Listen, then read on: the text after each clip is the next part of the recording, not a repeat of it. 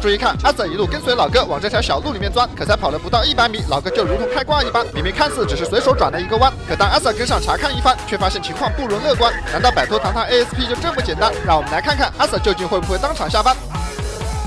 警灯一开，悠哉悠哉，赶快去拿纸，蹲下就开始。欢迎收看《最后的自由》，讲美国老哥最后的自由。现在 ASP 阿肯色州的阿瑟马丁接到了队友的求助，市局的阿瑟发现了一位涉嫌零元购的老哥，他才刚得手就被阿瑟盯上，如果将他截停就能人赃并获，但是拉扯了许久僵持不下，于是便请求州警大哥帮忙。对此，本就闲得无聊的阿瑟义不容辞，正好找到一个公费飙车的机会。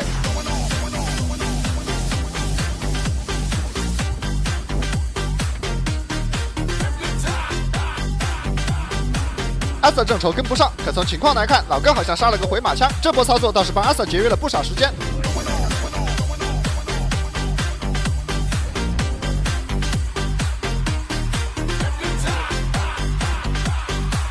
好家伙，跑了这么久，连老哥开啥车都不知道，倒是眼睛都快被队友的氛围灯给晃瞎了。眼看在后方极为被动，于是阿瑟找到机会超过队友，来到了第1顺位，这才总算勉强看见了老哥的尾灯。但是好景不长，老哥所选择的这条路不仅路窄，而且弯道极多，再加上是深夜没有路灯，视线条件极差，所以极其考验驾驶者的水平。而这种条件对于在前方开路的老哥而言，难度会更大。话虽如此，但老哥的速度却是没有放慢分毫。阿瑟全神贯注，也只能勉强和老哥保持距离。而此时通过前方车型的外观，他更是有了不可思议的发现，见弯道如此灵活。他本以为老哥所驾驶的是一辆 SUV， 可没想到却是一辆重心极高、毫无操控可言的重型皮卡。老哥所驾驶的是一辆第3代雪佛兰索罗德重型皮卡，这辆车的基础款就搭载 6.0 自吸 V8 发动机，最大马力360，峰值扭矩515牛米，动力强到没边。6.3米的车长让它有足够大的装载空间，可同时也极大程度降低了它的操控，尤其是这种道路就极其考验驾驶技术。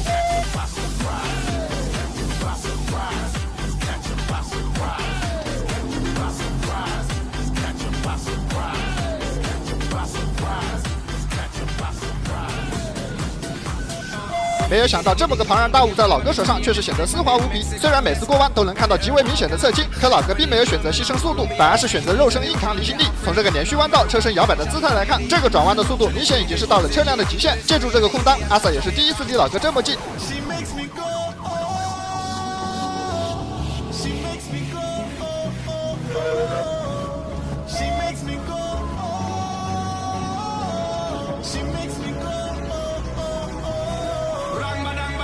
只是短短10几秒的调整，老哥便以更好的状态回归。而在路线的选择上，他没有半点犹豫，似乎心中早就已经有了目标。就连过弯时哪怕出现了甩尾，也表现得极为笃定。眼看老哥又一次出现失误，阿瑟连忙靠近，想要寻找截停的机会。可这一切都被老哥看在眼里，索性骑上中线，左右两侧都不给阿瑟留空间。再加上他的车斗里还有一辆越野摩托，阿瑟要是强行贴，搞不好这玩意儿都会砸到脸上。而这辆摩托应该就是队友所说的赃物。眼看阿瑟的进攻欲望不强，老哥转手围攻，率先发起了冲锋。没想到不占优势还能这么主动，这老哥的心理素质也是极强。既然如此，让我们来看一下战力表怎么说。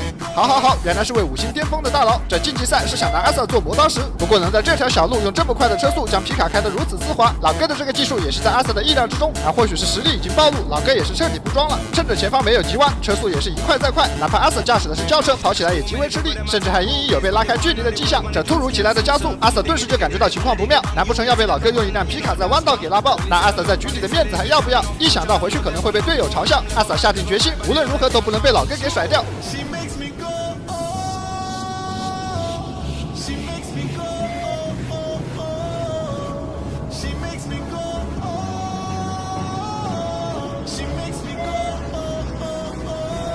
当阿瑟全力追击的时候，老哥却是放慢了车速，转而拐进了一条不注意都不会发现的小路。阿瑟还没跟上，就发现老哥已经开启了战争迷雾，才短短的几秒钟，这灰尘就大到叫人顶不住。不行，兄弟们，这灰太大了，我得戴个口罩。没有想到转进来还没走50米，就连老哥的尾灯都看不到。不得不说，这老哥筛选路线确实有一套。这突如其来的变故出乎了阿瑟的意料，难不成就这样让老哥轻松的给逃掉？不甘心的阿瑟立刻朝着队友呼叫。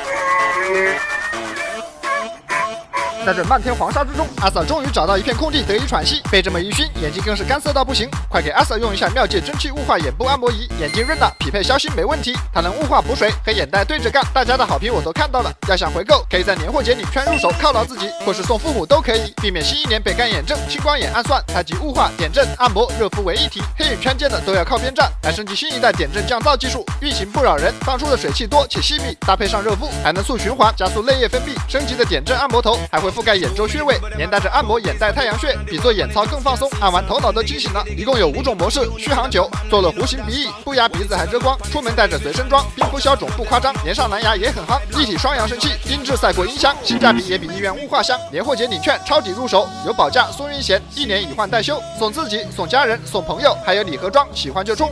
可经验丰富的小伙伴都知道，这可不是件好事儿。没有了烟雾，说明阿 Sir 走的路线不对。不过阿 Sir 心中自有答案，他的5星可不是白来的。通过车载的卫星地图，阿 Sir 发现这条小路无论从哪走，最终都会回到主路。与其跟在身后吃灰，不如先一步回来守株待兔。而和阿 Sir 的预判一样，虽然出口不同，但老哥果然也是绕了回来。而先一步将速度提起来的阿 Sir 终于有了主动权，趁着老哥的车速还没提起来，他瞅准时机靠近，对准尾箱上去就是一个贴贴。如此难得的机会，却因为低估了老哥的提速而打出了一个 miss， 实在是可惜。眼看阿 Sir 错失良机，老哥又有了空间得以喘息。当务之急还是先拉开距离，留出空间来思考对策。没想到已经拉扯了这么久，两人又仿佛回到了起点一般，重新开始。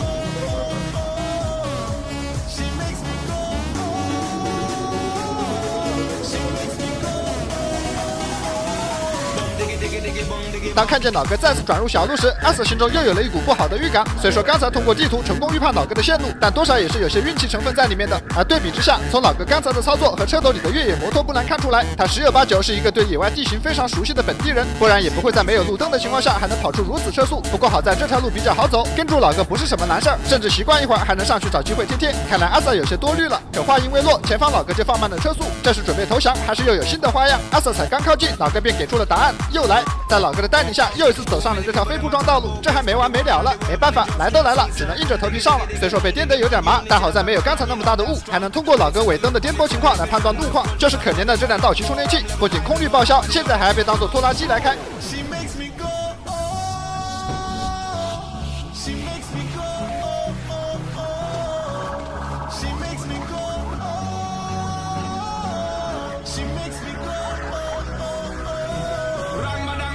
眼看这条路是越走越窄，阿 Sir 本想等着老哥走投无路，可是越深入就越是发现里面别有洞天。看似没有一处能走的路，在老哥眼里却是如同回家了一般。原本在公路上占尽了优势的道奇充电器，此刻却是寸步难行。而当转过了这个弯之后，更是彻底看不见老哥的尾灯，大灯照到的镜头，处处看着都像无路可走。可每次一靠近，却又发现柳暗花明又一村。在这里，阿 Sir 来到一条岔路口，完全失去老哥行踪的他，只能凭感觉选择一条路。才刚走几米，迎面吹来一阵灰尘，这个信号叫阿 Sir 信心大增，不仅路选对了，而且这里面还只有一条路。看来虽然拉扯了这么久，但老哥注定是在劫难逃。而此时不断漂浮起来的灰尘，如同黑夜里指路的明灯，不断的在提醒着阿 Sir， 他走的路是对的，仿佛下一秒老哥随时都有可能出现在道路的尽头。抱着毕生的信念，阿 Sir 一路深入，可这条路蜿蜒曲折，仿佛没有尽头一般，看似无路可走，转过头却发现根本走不完。直到此时，阿 Sir 才意识到，想在这里跟上老哥根本不可能。果真是有时候不努力一下，都不知道什么叫做绝望。算了算了，与其逼自己一把，不如放自己一马。再跑下去，道奇充电器都要顶不住了。没有想到，看似不占上风的老哥，最后居然以这种方式走掉。而这波操作也让他顺利晋级，成为6星大佬。可怜的阿 Sir 怎么过来的就要怎么回去，瞎折腾一晚上全都白跑。早知道是这种结果，还不如人生得意须尽欢，该摸鱼摸鱼，该下班下班。